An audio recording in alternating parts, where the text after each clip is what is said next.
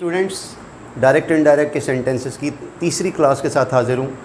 आज हम interrogative sentences को डायरेक्ट से इनडायरेक्ट में कन्वर्ट करने के बारे में पढ़ेंगे।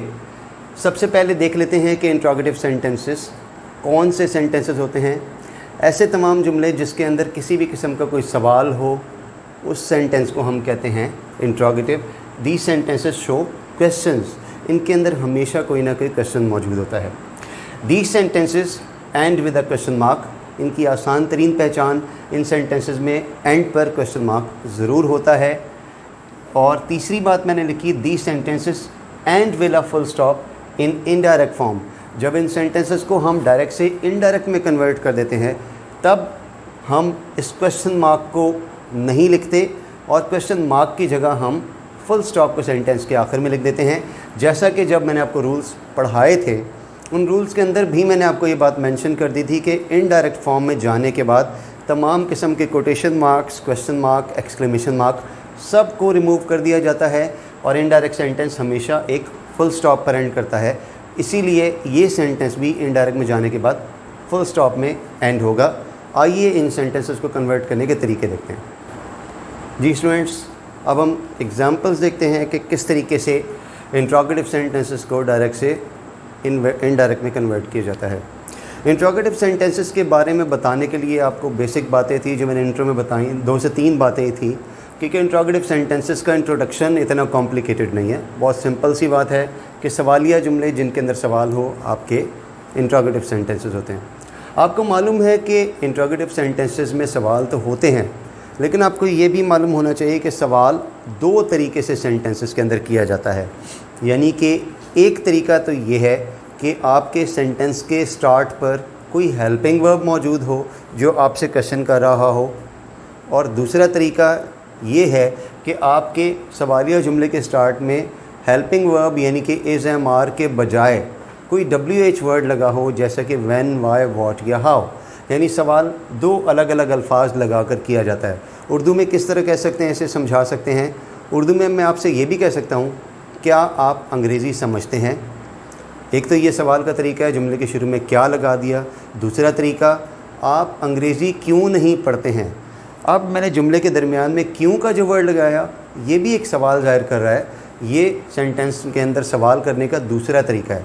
इसीलिए इसमें क्वेश्चन सेंटेंसेस की 2 कैटेगरीज़, यानी एक कैटेगरी वो जिसके स्टार्ट में कोई भी हेल्पिंग वर्ब जैसे कि is, am, are, was, were, do, does, did आ रहा हो, उसको चेंज करने के लिए क्या तरीका होता है।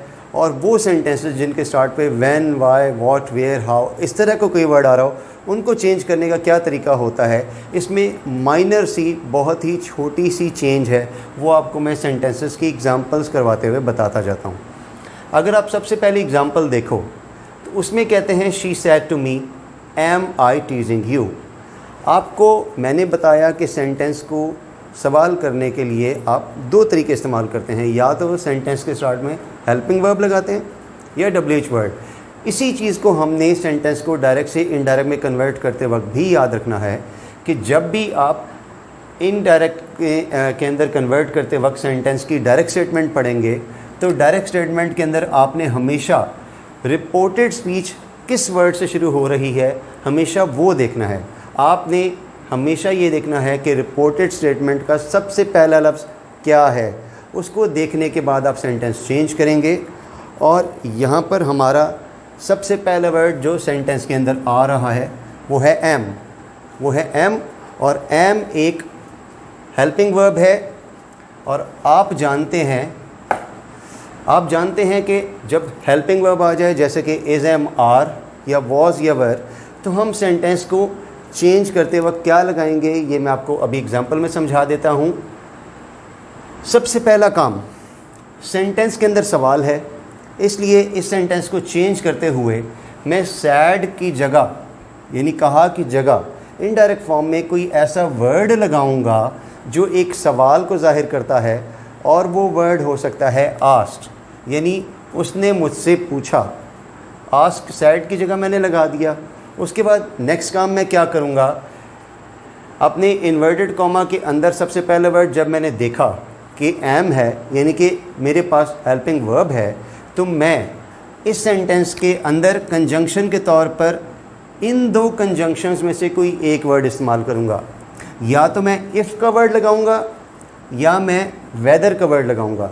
मैं हमेशा स्टूडेंट्स को ये सजेस्ट करता हूँ कि आप इन सेंटेंसेस में इफ़ के वर्ड को कंजंक्शन के तौर पे यूज़ किया करें, क्योंकि वेदर के वर्ड की स्पेलिंग अक्सर स्टूडेंट्स गलत कर दिया करते हैं, उसका मीनिंग चेंज हो जाता है। लिहाजा इफ़ का वर्ड नहायत आसान भी है और ठीक भी है। लिहाजा इन सेंटेंसेस में, जिन सेंटेंसेस में आपका सबसे पहला वर्ड हेल्पिंग वर्ब होगा, आपने कंजंक्शन के तौर पर इफ़ का वर्ड इस्तेमाल करना है। ये तो है इसका स्टेप नंबर 2। पहला स्टेप सैड की जगह आस्क लगाया। दूसरा स्टेप हेल्पिंग वर्ब होने की सूरत में मैंने यहाँ पर इफ़ का वर्ड लगाया। उससे अगला स्टेप मैं क्या करूँगा, एम आई टीजिंग यू। ये जो मेरी स्टेटमेंट इन्वर्टेड कॉमास के अंदर क्वेश्चन फॉर्म में है, इसे मैं अपने माइंड में चेंज करने से पहले सिंपल फॉर्म में ले आऊँगा, यानी सवालिया जुमले को मैं कन्वर्ट कर दूँगा सिंपल सेंटेंस में। तो अगर मैं यहाँ पे बोल रहा हूँ एम आई टीजिंग यू, तो सिंपल फॉर्म में जाने के बाद ये सेंटेंस क्या बन जाएगा, आई एम टीजिंग यू, यानी कि सवाल चेंज हो गया आम जुमले के अंदर। आई एम टीजिंग यू में चेंज कर दिया माइंड में। उससे अगला स्टेप मैं ये देखूँगा कि सेंटेंस के इन्वर्टेड कॉमा के बाहर कौन सा टेंस है, पास्ट टेंस है। पास्ट टेंस होने का मतलब इन्वर्टेड कॉमा के अंदर वाले हिस्से का टेंस चेंज होगा। ये स्टेप भी हो गया। उससे अगला स्टेप मैं इन्वर्टेड कॉमा के अंदर वाले पोर्शन का टेंस देखूँगा। मैंने माइंड में किया से सीधा करके बोला I am टीजिंग you, simple sentence में चेंज किया और बोला I am टीजिंग you. I am टीजिंग you present continuous sentence है। प्रेजेंट कंटिन्यूस सेंटेंस जब इनडायरेक्ट में जाएगा तो चेंज किस में हो जाएगा, पास्ट कंटिन्यूस में। अब मैं अपने सेंटेंस को एक एक करके चेंज करना शुरू करता हूँ। She asked me if she was teasing me, और सेंटेंस के एंड पर फुल स्टॉप। पूरी एग्जाम्पल को आराम से एक एक स्टेप देकर समझिएगा। पहला स्टेप आस्क, उसके बाद इफ़ का कंजंक्शन, उसके बाद मैंने यहाँ पर अपने सेंटेंस को इंट्रोगेटिव फॉर्म से सिंपल फॉर्म में कन्वर्ट किया, और यहाँ पर जो मेरा प्रोनाउन आई था, ये फर्स्ट पर्सन प्रोनाउन था, इसको चेंज करने के लिए मैंने इन्वर्टेड कॉमा से बाहर वाले हिस्से का सब्जेक्ट लिया। तो आई की जगह मैंने यहाँ पे क्या लगाया, शी। फिर मैंने देखा ये प्रेजेंट कंटिन्यूस है, तो प्रेजेंट कंटिन्यूस को चेंज किया पास्ट कंटिन्यूस में, इसीलिए मैंने यहाँ पे एम की जगह वॉज का वर्ड इस्तेमाल किया। फिर जुमले के आखिर में जो मेरा यू का वर्ड है, ये सेकंड पर्सन प्रोनाउन है। सेकंड पर्सन प्रोनाउन चेंज करने के लिए इन्वर्टेड कॉमा के बाहर वाले हिस्से का ऑब्जेक्ट लिया। ऑब्जेक्ट था मी, वो मी का वर्ड मैंने एज इट इज़ उठा के एंड पे दोबारा लिख दिया, क्योंकि मुझे भी यहाँ पर भी ऑब्जेक्ट की जगह पर ही ये वर्ड चाहिए था। और आखिरी काम मैंने क्या किया, सेंटेंस के आखिर में क्वेश्चन मार्क को मैंने हटा दिया और उसकी जगह फुल स्टॉप लगा दिया। आप इस सेंटेंस को एग्जाम्पल्स के ज़रिए ही बेस्ट तरीके से समझ सकते हैं। बस आपने एक छोटी सी चेक लिस्ट रखनी है कि कुछ स्टेप्स हैं जो आपने उठाने हैं, और वो स्टेप्स जब आपको 3 से 4 जुमलों की प्रैक्टिस करने के बाद आ जाएंगे तो ये सेंटेंस इंशाल्लाह आपका कभी गलत नहीं होगा। दूसरी एग्जांपल देखते हैं। ज़्यादा एग्जांपल्स करेंगे तो आपको आराम से समझ आती जाएगी। दूसरी एग्जांपल में मैंने लिखा he said has he lost the pen. मैंने आपको कहा था कि हमेशा इनको चेंज करते वक्त आपने इन्वर्टेड कॉमा के अंदर वाले हिस्से का पहला लफ्ज़ सबसे पहले देखा करना है। वो क्या है, हैज़। और हैज़ एक WH वर्ड यानी कि क्वेश्चन वर्ड तो है नहीं। इसका मतलब जब इस सेंटेंस को भी मैं डायरेक्ट से इनडायरेक्ट में चेंज करूँगा तो वही सारे स्टेप उठाऊँगा जो मैंने ऊपर वाले सेंटेंस में उठाए। मैं सेंटेंस को चेंज करना शुरू करता हूँ सेम उन्हीं स्टेप्स के साथ जिनके साथ मैंने पहली एग्जांपल लिखी। सबसे पहला काम, मैंने ही के बाद सैड को रिप्लेस कर दिया आस्क्ड के वर्ड से। फिर मैंने यहाँ पर इफ़ का कंजंक्शन इस्तेमाल किया क्योंकि मेरे पास यहाँ पर हैज़ का वर्ड मौजूद था, WH वर्ड नहीं था। उसके बाद मैंने क्या किया, has he lost the pen, यानी कि सवालिया जुमले को चेंज कर दिया अपने माइंड में सिंपल सेंटेंस के अंदर। तो has he lost the pen की जगह सिंपल फॉर्म में जाने के बाद वो बन गया he has lost the pen, simple form में आ गया। उससे अगला स्टेप, इन्वर्टेड कॉमा के बाहर वाले हिस्से का टेंस देखा, ये पास्ट में है, इसका मतलब अंदर वाले जुमले का टेंस चेंज होगा।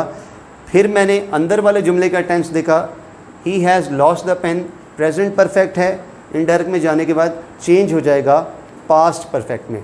तो मेरा आंसर बना he asked if he had lost the pen, और जुमले के आखिर में सवालिया निशान की जगह मैंने लगा दिया फुल स्टॉप।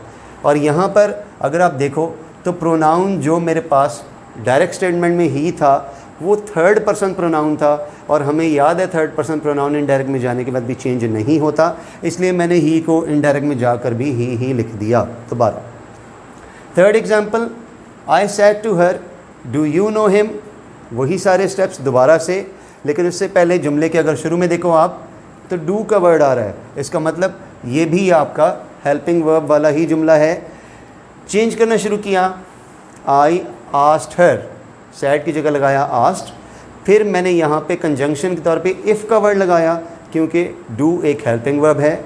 उससे अगला स्टेप, यू नो हिम, मेरे पास सेंटेंस जो है ये कौन से टेंस का है, ये है प्रेजेंट इंडेफिनिट टेंस का। और अगर आप देखो तो डू यू नो हिम, अगर मेरे पास प्रेजेंट इंडेफिनिट का सेंटेंस है, जब मैं इसे सिंपल सेंटेंस में चेंज करता हूँ तो डू का वर्ड वैसे ही निकल जाता है, क्योंकि आप सबको मालूम होना चाहिए कि अगर आपका present indefinite sentence positive form में है, यानी कि ना ही वो नेगेटिव है ना ही वो इंट्रोगेटिव है, तो डू का वर्ड तो लगता ही नहीं है, लिहाजा डू का वर्ड तो आपके इनडायरेक्ट में जाते ही निकल गया। इस डू के वर्ड ने हमें सिर्फ ये मदद दी, ये बताया कि मैंने यहाँ पर कंजंक्शन इफ़ का यूज़ करना है, लेकिन जब वो सेंटेंस इनडायरेक्ट में गया तो डू का वर्ड सिंपल फॉर्म में होने की वजह से सेंटेंस से निकाल दिया गया। जब ये निकल गया तो बाकी सेंटेंस है यू नो हिम, इस सेंटेंस को चेंज करूँगा पास्ट इंडेफिनिट में तो नो के वर्ड की सेकंड फॉर्म आ जाएगी। मैंने लिखा I asked her if she knew him, अगर आप स्टेप्स देखो तो सारे वही हैं, आस्क का वर्ड लगा, इफ़ का वर्ड लगा, फिर यहाँ पे जो शी का प्रोनाउन लगाया वो क्यों लगाया, क्योंकि मेरे पास यू जो है वो सेकंड पर्सन प्रोनाउन था, और उसके लिए मैंने इन्वर्टेड कॉमा से बाहर वाले हिस्से का ऑब्जेक्ट देखा, ऑब्जेक्ट को मैंने सब्जेक्ट की जगह पे लिखा तो हर का वर्ड शी में कन्वर्ट हो गया। फिर मैंने नो की सेकंड फॉर्म न्यू लगाई, क्यों लगाई, क्योंकि मैंने प्रेजेंट इंडेफिनिट को पास्ट इंडेफिनिट में चेंज करना था, और पास्ट इंडेफिनिट में वर्ब की दूसरी फॉर्म आती है। फिर आखिरी काम, सेंटेंस के एंड पे हिम का प्रोनाउन है जो थर्ड पर्सन है, हिम का वर्ड एज इट इज़ आ गया, और एज यूजुअल क्वेश्चन मार्क को कन्वर्ट कर दिया फुल स्टॉप में। फिर आइए एग्जाम्पल नंबर 4 की जानिब। We said to her do you not like Urdu. अब ये सेंटेंस जो मैंने लिखा ये भी डू के वर्ड से स्टार्ट हो रहा है, और डू एक हेल्पिंग वर्ब है, आप जानते हो। इसका आंसर जब मैं लिखना शुरू करूँगा तो वही सारे स्टेप्स उठाऊँगा जो मैं ऊपर बाकी सेंटेंसेस में अभी तक कर चुका हूँ। लिखना शुरू किया, वी आस्क्ड हर, उसके बाद इफ़ क्योंकि हेल्पिंग वर्ब था, उसके बाद do you not like Urdu. अब यहाँ पर आपको थोड़ा सा समझने की ज़रूरत है। मैं इस सेंटेंस को do you not like Urdu, जो कि एक्चुअली नेगेटिव इंट्रोगेटिव सेंटेंस है, क्योंकि इसके अंदर डू का वर्ड भी आ रहा है और नॉट का वर्ड भी आ रहा है। इसका मतलब ये जुमला सिर्फ इंट्रोगेटिव नहीं है, ये नेगेटिव इंट्रोगेटिव सेंटेंस है। इसे सिंपल फॉर्म में कन्वर्ट करता हूँ तो do you not like Urdu की जगह हो जाएगा you do not like Urdu, यानी कि नेगेटिव सेंटेंस बन गया। अब जब मैंने you do not like Urdu लिख दिया, जो कि मेरा प्रेजेंट इंडेफिनिट का सेंटेंस है, इसे मैं पास्ट इंडेफिनिट में जब चेंज करूँगा तो मैं डू की सेकंड फॉर्म लगाऊंगा, क्योंकि अभी अभी हमने ऊपर भी पढ़ा कि पास्ट इंडेफिनिट में वर्ब की दूसरी फॉर्म आती है। मैंने लिखा she did not like Urdu, यानी कि प्रेजेंट इंडेफिनिट चेंज हो गया पास्ट इंडेफिनिट में। और उसके बाद जो यू का प्रोनाउन था वो मैंने कैसे चेंज किया, यू आपको फिर याद दिला दूं, सेकंड पर्सन प्रोनाउन है, उसे चेंज करने के लिए मैंने इन्वर्टेड कॉमा से बाहर वाले हिस्से का ऑब्जेक्ट लिया, और यहाँ पर ये ऑब्जेक्ट था, लेकिन जब इनडायरेक्ट में गया तो सब्जेक्ट की जगह पर आकर ये शी में कन्वर्ट हो गया। तो मेरा आंसर बना we asked her if she did not like Urdu. अब आ जाते हैं दूसरी साइड पर। लेफ़्ट साइड पर मैंने आपको जो 4 एग्जाम्पल्स लिख के दी, ये सारे वो जुमले थे जिनमें से हर जुमले का पहला लफ्ज़ एक हेल्पिंग वर्ब था, इनमें से कोई भी लफ्ज़ आपका WH वर्ड नहीं था। अब राइट साइड पर जो मैंने आपको एग्जांपल्स लिख के दी हैं, ये वो सारे जुमले हैं जिनमें सवालिया जुमला हमेशा एक WH वर्ड से स्टार्ट होगा। इनको चेंज करने का तरीका कोई ज़्यादा डिफरेंट नहीं है। नहायत आसान और नहायत माइनर सी चेंज है, और वो चेंज है आपके कंजंक्शन की। जब मैंने आपको लेफ़्ट साइड पे सेंटेंसेस लिख के दिए, इसमें जहाँ जहाँ हेल्पिंग वर्ब आता था मैं उस हेल्पिंग वर्ब की अगर तो मुझे ज़रूरत होती थी तो आगे लगा देता था जुमले में, यानी आगे पीछे कर देता था, और कंजंक्शन के तौर पर मैं इफ़ का या वेदर का वर्ड लगा लिया करता था। लेकिन जब मैं देखूँगा कि मेरे पास WH वर्ड मेरे डायरेक्ट फॉर्म में मौजूद है, तो मैं क्या करूँगा, कंजंक्शन के तौर पर बजाय इफ़ या वेदर या कोई और कंजंक्शन लगाने के मैं इसी WH वर्ड को अपने जुमले का कंजंक्शन लगा लूँगा, यानी मुझे किसी एक्स्ट्रा कंजंक्शन की इसकी मौजूदगी में ज़रूरत ही नहीं पड़ेगी। अब मैं इसको चेंज करना शुरू करता हूँ। आप देखेंगे कि सारा कुछ वैसे का वैसे ही है जैसे कि लेफ़्ट साइड पे था, सिर्फ एक चेंज नज़र आएगी और वो चेंज होगी आपको कंजंक्शन की। Sentence number 5, she said to him who are you, उसने उससे कहा तुम कौन हो। अब इस सेंटेंस का सबसे पहला वर्ड है WH वर्ड। मैंने सेंटेंस को चेंज करना शुरू किया, शी आस्क्ड हिम, सैड को आस्क की तरह पहले की तरह चेंज किया। उसके बाद कंजंक्शन के तौर पे मैंने आपको जैसे कि पहले ही बताया था, यही हु का वर्ड मैंने एज इट इज़ लगा दिया। जब ये हु का वर्ड निकल गया तो बाकी का आगे का जुमला रह गया आर यू, और मेरा अगला काम क्या होगा, जैसे कि आपको याद भी होना चाहिए कि इस सेंटेंस को मैं सिंपल फॉर्म में चेंज कर दूंगा। आर यू की जगह क्या हो जाएगा, यू आर, यानी कि मेरा जो हेल्पिंग वर्ब इंट्रोगेटिव में सब्जेक्ट से पीछे था, सिंपल फॉर्म में सब्जेक्ट के आगे चला गया, यू आर लिखा गया। अब यू आर है प्रेजेंट फॉर्म में, प्रेजेंट फॉर्म चेंज हो जाएगी पास्ट फॉर्म में, और पास्ट फॉर्म में जाने के बाद सेकंड फॉर्म लगाऊंगा मैं आर की, तो वो होगी was.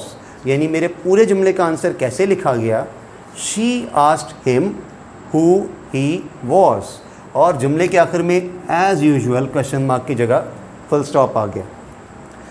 Example number 6, I said to her why did you not tell the truth yesterday. Answer लिखना शुरू करते हैं, आई आस्क्ड हर, उसके बाद कंजंक्शन के तौर पर वाई का वही वर्ड जो मेरे पास डायरेक्ट फॉर्म में मौजूद था कंजंक्शन के तौर पे लगाया।